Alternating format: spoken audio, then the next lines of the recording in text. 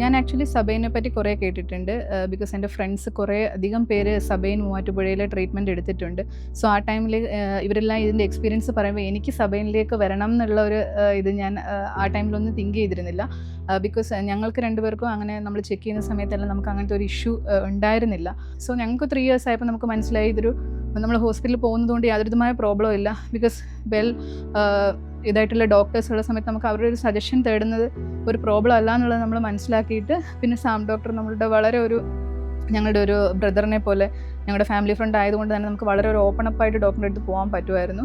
Comparative to other hospital സബൈൻ provide ചെയ്യുന്ന എല്ലാ മരുന്നുകൾക്കായാലും നമുക്കറിയാം ഒരു കൊള്ളയാണ് ഇപ്പം മെഡിസിൻ്റെ കാര്യത്തിലൊക്കെ നടന്നുകൊണ്ടിരിക്കുന്നത്. പക്ഷേ കമ്പയർ ടു സബൈൻ വളരെ റേറ്റ് കുറവാണ്. അവരുടെ ഏത് പ്രോസസ്സിന് ഡെലിവറിയുടെയൊക്കെ ചാർജസ് ഞാൻ പറഞ്ഞു കഴിഞ്ഞാൽ നിങ്ങൾക്ക് ചെക്ക് ചെയ്ത് നോക്കാം.